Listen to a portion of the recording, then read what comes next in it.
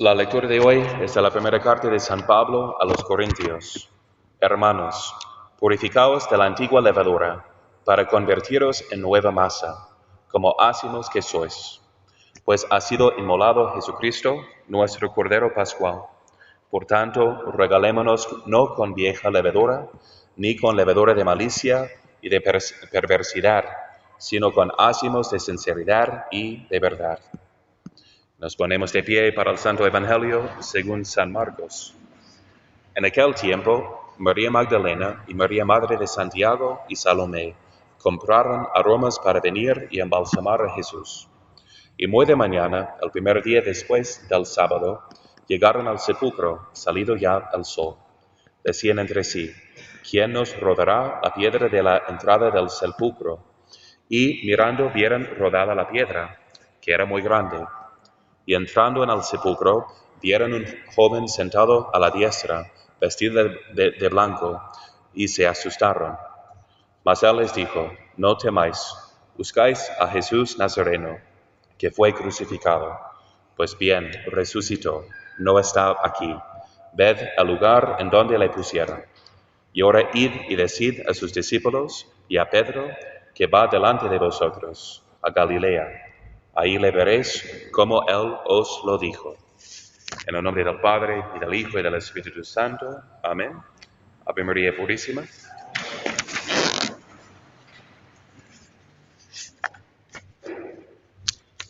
Bien, pues ahora empezamos el tiempo pascual.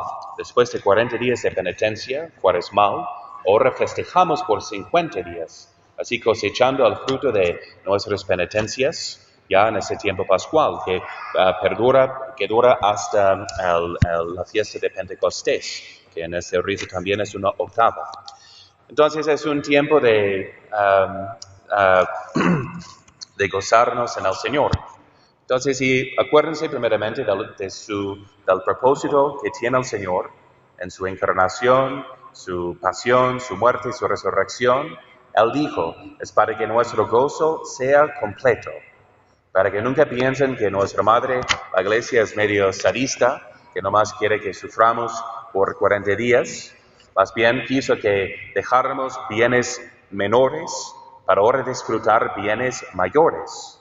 Entonces, por eso supone entonces la madurez en nuestra alma, ya en este tiempo de Pascua, que ya nos obliga, por ejemplo, a ayunar.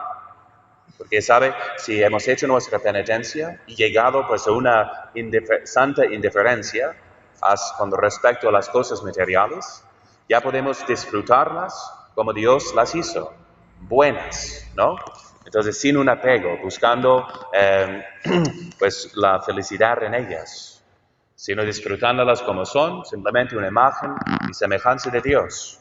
Como en San Francisco de Asís, que sufría tanto en esta vida, que después podía, pues, cuando iba a la naturaleza, no era para olvidarse de Dios y la oración y las cosas de la iglesia, sino para seguir rezando y contemplando a Dios, ¿verdad? En toda su creación, como un reflejo de Él.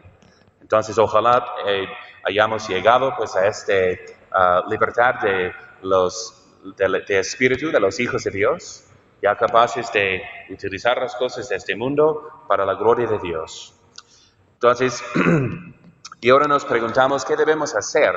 Recuerdo de una conversación de unos padres de nuestra comunidad que así se competían durante la cuaresma quién podía levantarse más o comer menos, levantarse más temprano o comer menos. Y luego llegó la Pascua y decían, pues ahora ¿qué hacemos? Tenemos 50 días que hacemos de prácticas de piedad, de ejercicios espirituales, para que no se pierdan, digamos, los músculos espirituales que hemos desarrollado, ¿no? En esos 40 días de cuaresma. Ahora, ¿qué vamos a hacer? Y primeramente hagamos la pregunta que se hizo Santo Tomás de Aquino. Que quien se pregunta siempre hace una objeción primero, diciendo que, pues, ¿qué tiene que ver la resurrección con nuestra salvación? Porque si su pasión y muerte era suficiente para pagar la deuda de nuestros pecados y así redimirnos, entonces la resurrección queda como pues un adorno bonito, pero no algo intrínsecamente relacionado con nuestra santificación y salvación. Y de hecho, es mi observación después de casi 7 años aquí con ustedes, que no sabemos que hace falta meditar e imitar el misterio de la resurrección de Cristo. Muchos tienen un concepto muy pobre, medio luterano, ¿verdad? Se acuerdan que ese pobre hereje, mentalmente enfermo, Martín Lutero, entonces pensaba que el hombre, después de ser justificado, sigue corrupto. Es una justificación nomás exterior. Ya tenemos pues el boleto para el cielo por creer en Cristo, pero seguimos, como él dijo, como estiércol cubierto con nieve, ¿no? Hay muchos católicos que tienen un concepto parecido, ¿verdad? Que piensan que pues podemos y añaden a la fe, entonces, pues el confesionario. Entonces podemos, entonces, aunque no podemos realmente, piensen que no podemos cambiarnos, no podemos llevar una vida nueva. Seguimos igual con los mismos pecados, pero a lo menos podemos ir a confesarnos. Y ojalá pues Dios nos agarre así confesados y comulgados. Pero de semana a semana pues es lo mismo realmente, ¿no? De los mismos pecados y no avanzamos y no es una vida resucitada, nueva. Esa es una herejía blasfemosa, ¿no? Entonces, y porque vemos que el Señor entonces quiere comunicarnos su vida resucitada. Entonces, ¿por qué resucitó nuestro Señor? Santo Tomás luego responde y explica que son 5 los motivos por los cuales el Señor resucitó. Y el primer motivo es para cumplir con la justicia divina. Entonces lo vimos en esa vida, pues como contemplamos en la Semana Santa, un hombre de dolores, de sufrimiento. Al verlo, dice Isaías, que la gente decía, pues ay, pobrecito, cómo sufre ese Señor de tanta enfermedad, de tantos dolores. Así lo describe de profecía. Y luego vimos que entonces fue acusado injustamente, traicionado. Entonces se fue humillado hasta lo extremo, de ser pues de la muerte infame de la cruz. Y eso nos hizo pensar que, como escuchamos de su boca, citando al Salmo, Dios mío, ¿por qué me has abandonado? ¿Cuántos de nosotros sentimos la tentación de pensar así? Y sentirnos desesperados, viendo por qué tantos malvados que ganan mucho dinero y andan bien en esa vida, y tanta gente buena que sufre. No es justo. Me acuerdo que decía de chico a mi papá, entonces cuando quejándome de algo y injusto, y me decía, pues la vida no es justa, hijo. Pues acostúmbrate, porque la vida no es justa. Entonces, entonces es la realidad en ese valle de lágrimas. Pero esta vida no es la vida verdadera, no es la vida permanente. Aquí estamos nomás por un cerrar y abrir de los ojos. Toda nuestra vida, ¿dónde está? Nomás queda nuestra memoria. Nuestras experiencias pasan como el humo, de un momento al otro. Entonces, ninguna experiencia pasada existe. ¿Y? Entonces, mañana morimos. Y luego la eternidad. Entonces, vemos en la resurrección de Cristo que sí, la justicia se cumplirá. Porque Cristo resucitó. El que se humilló, se anonadó hasta tomar forma de esclavo, ahora está ensalzado a la diestra de Dios Padre. Y todos los que sufren con Él en esta vida serán glorificados con Él en la vida venidera. Entonces sí se cumple la justicia, tanto para los buenos como castigos para los malos, que será también un gozo para los justos, de ver los malvados e injustos de esa vida, que por fin reciben su premio según sus obras. El segundo motivo también es el segundo, tercero y cuarto son para confirmar nuestra fe, esperanza y caridad. Ustedes saben que somos salvados por la fe, esperanza y caridad. Las virtudes teologales que nos ponen en relación directa, digamos, con Dios. Entonces la fe está confirmada porque ahora tenemos el motivo más palpable y más concreto para creer. Que nunca piensen que la fe cristiana y que evitemos este lenguaje de un cristianismo. Solo existe el verbo que se hizo carne y la región encarnada, ¿verdad?, de la iglesia que Él estableció. No profesamos una filosofía, ¿no? Ideas, sino pues, como dice San Juan, ¿no? Lo que existía desde el principio, lo que hemos visto con nuestros ojos, lo que hemos oído, lo que nuestras manos han palpado, es lo que os anunciamos, el verbo de vida, el verbo que se hizo carne y habitó entre nosotros. Eso es nuestra fe encarnada, ¿no? Y entonces vemos que ustedes saben que el Concilio Vaticano I definió que las señales más seguras para abrazar la fe católica y no las religiones falsas son los milagros y profecías que solo tiene la Iglesia Católica y carecen totalmente las religiones falsas, porque es el testimonio de Dios mismo que hace un milagro o cumple una profecía para confirmar que Él está hablando y revelando tal doctrina. Y la prueba de pruebas es la resurrección de Cristo. Importante estudiar esas pruebas porque hace más de 100 años la herejía del modernismo negó que la resurrección fuera de orden físico, ¿no? Decían que era nomás como una parábola para explicar cómo el Señor seguía viviendo en los corazones y memoria de los fieles. Va totalmente en contra de lo que dice el Evangelio, ¿verdad? Y los apóstoles que murieron por esta fe. Dice San Pablo, si Cristo no ha resucitado, nuestra fe es vana. Y no porque seguimos en nuestros pecados. Si no existe como realidad, entonces estamos nomás inventando cuentos. Entonces, ¿qué son las pruebas? ¿Cómo probar la resurrección de Cristo? Primeramente tenemos el testimonio de los apóstoles, que murieron por profesando este misterio de fe. Si pensemos primeramente en las teorías que dicen en contra, ¿verdad?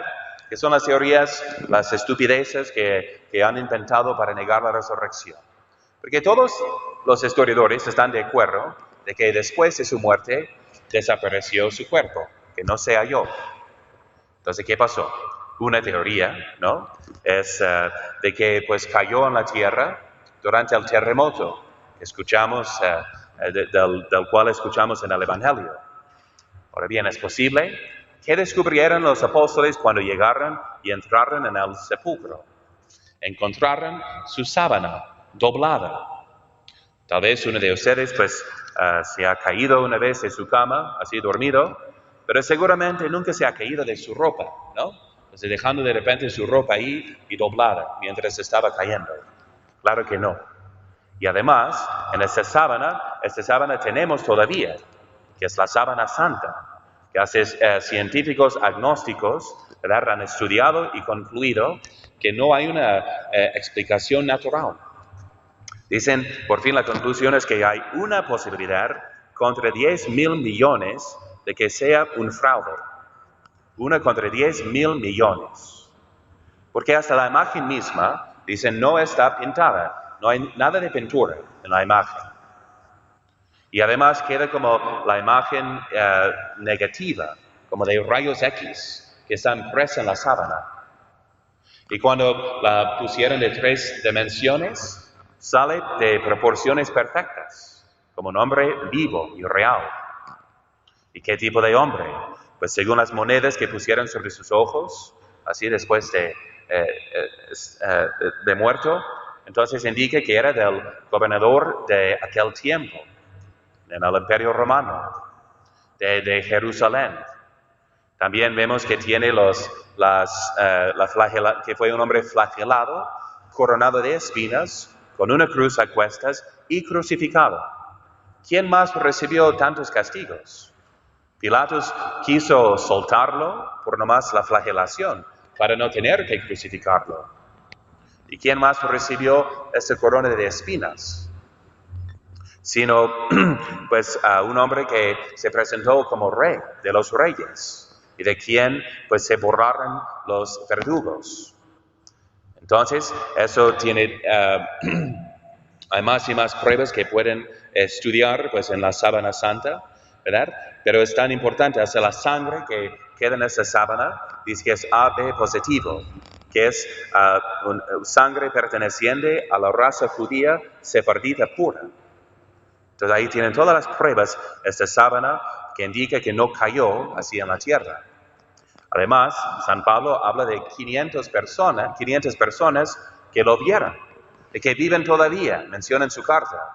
Si alguien quiere, pues, comprobar el testimonio ocular de los que vieron a Jesús resucitado. La otra teoría que mencionan, que inventan, es decir, que los apóstoles tenían tantas ansias de ver a Cristo de nuevo, que alusionaron y imaginaban que estaba presente. ¿Así eran los apóstoles después de su muerte? Al contrario, estaban todos desesperados. Cuando llegan las mujeres, no creen en su testimonio. Y de entre los apóstoles, Tomás ni cree en los demás apóstoles.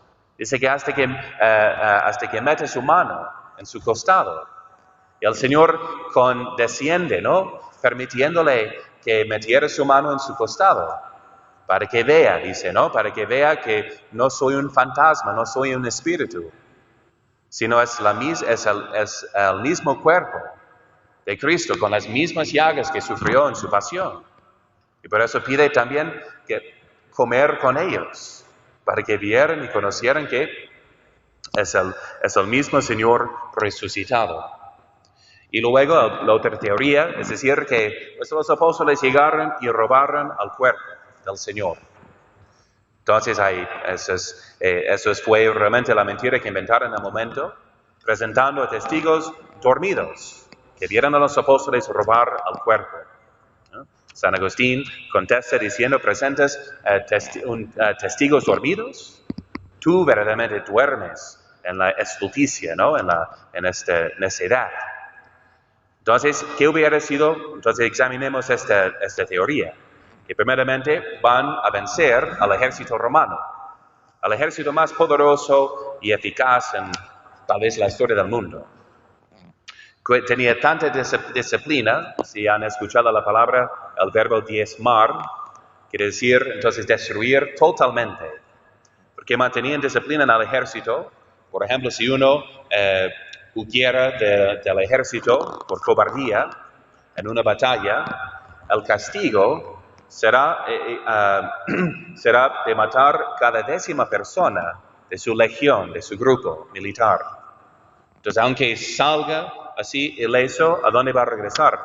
A su pueblo, para ver las viudas de sus amigos asesinados por su fuga, digamos, del ejército. Entonces, y además cuando estaba bajo el sello romano, la pena de violar este sello fue el castigo de muerte. Entonces no hubieran aceptado, digamos, un dinero, pues una mordida, digamos, para dejarles pasar. No. Entonces hubieran sufrido la pena de muerte. Y luego, ¿qué hubiera sido el motivo? Como hubieran quitado esta piedra de más de 1000 kilos. Y luego van a robar al cuerpo del Señor, sabiendo que es una mentira, que es un fraude, para luego ir predicando lo que es un escándalo para los judíos, que han crucificado a su Salvador, y pues una necesidad a los gentiles, como San Pablo descubrió cuando anunció la resurrección, ¿verdad? Entre los griegos, y lo tomaron como cuento, para luego vivir como. Entonces, si es una mentira y lo saben, entonces van a buscar algo de este mundo. Dicen que el fundador de la luz del mundo un día se encontró en un templo católico confesándose. Y uno le preguntó, ¿pero tú qué haces aquí? Y él explicó, pues, que yo soy católico. La luz del mundo es mi negocio, ¿verdad? Entonces puede ser un buen negocio para ganar dinero, poder, mujeres, lo que sea de este mundo, ¿no? Entonces, ¿pero cómo vivieron los apóstoles? Los que estaban casados vivieron como célibes. Dejaron a todo, hasta sus familias. Eran los más perseguidos, los más pobres. Y todos murieron cuando podían haber escapado. Entonces, ¿para qué? Si no era para nada de esta vida, ni la vida venidera, nos quedamos sin motivo, ¿verdad? De una mentira, de un fraude, que hubiera sido imposible cometer. Bien, entonces ahí vemos entonces las mentiras de los enemigos. Y que estudiemos esas pruebas. Porque ¿saben qué? Es para destruir la cristiandad y nuestra cultura católica tienen que reducirla primeramente a una opinión, ¿verdad?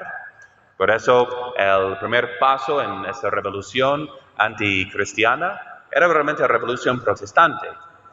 Cuando ya estábamos viviendo en Europa entre muchas sectas, la cuestión religiosa se redujo a ser nomás una opinión. Y luego debemos tolerar todas las opiniones. Y ese es el fracaso de la libertad por encima de la verdad, que está destruyendo al mundo. Bien, entonces para confirmar nuestra fe, que estudiemos estas pruebas. Y el segundo, y también es para confirmar nuestra esperanza. Porque sabemos que aquí no tenemos una casa permanente. Y eso es un consuelo. Porque todo pasa tan rápido aquí abajo. Cada alegría, cada gozo está mezclado con pues, un dolor. A lo menos el dolor de saber que pues, mañana, en un momento, ya se pasa. Entonces, pero sabemos que vamos a vivir para siempre. Y es posible entrar en la vida divina. La bienaventuranza divina, el conjunto de todos los bienes, que jamás terminará por toda la eternidad. Esa es nuestra esperanza, ¿verdad? Entonces, de saber que la puerta ya está abierta por su resurrección. Y también para confirmar nuestra caridad. Dice el apóstol, ahora que Cristo ha resucitado, buscar las cosas de arriba, no de abajo. Es decir, que eso debe de... ¿Por qué hicimos penitencia por 40 días? Para dejar bienes mayores, para poder disfrutar bienes mayores. Si uno dice, pues no hice mi penitencia, pero pues lo pasé bien, me divertí bastante. No, te informo que no has disfrutado los bienes aún mayores. Queda como un niño gastando todo su dinero nomás en dulces. Que no sabe entonces ni los placeres mayores de esta vida. Entonces, ojalá ahora hayamos llegado a disfrutar los bienes espirituales. La iglesia supone que ya somos tan maduros que no tenemos que hacer penitencia simplemente para poner nuestras pasiones en orden. Ya están ordenadas. Ya tenemos la paz, que es la tranquilidad del orden en nuestra alma. Entonces, que busquemos las cosas de arriba con esta caridad ya encendida. Y también y debemos vivir también la resurrección de Cristo con mucha confianza, ¿no? Lo que nos hace falta. Cuando andamos con este concepto muy melancólico y triste de la vida cristiana, que realmente la ley de Cristo es medio imposible, ¿no? En esta vida hay que seguir aquí, pues, la escuela de la calle, ¿no? Porque no estamos en el reino de Dios, ¿verdad? Eso es más, pues, algo de la iglesia, ¿no? Pero no de la vida real. ¡Qué mentira!, ¿no? Y lo que nos hace falta es tener más confianza en la resurrección de Cristo, ¿no? Que nos comunica la gracia divina para ser santos. Por eso anoche, en la vigilia pascual, cantamos las letanías de los santos, pensando en los que eran, pues, pecadores y se convirtieron. Los que recibieron la gracia en su bautismo y dieron fruto, la multiplicaron y llegaron a ser santos. Sí es posible. Acuérdense de la definición de la esperanza. Una virtud teologal infundida por Dios en la voluntad, por la cual confiamos con plena certeza,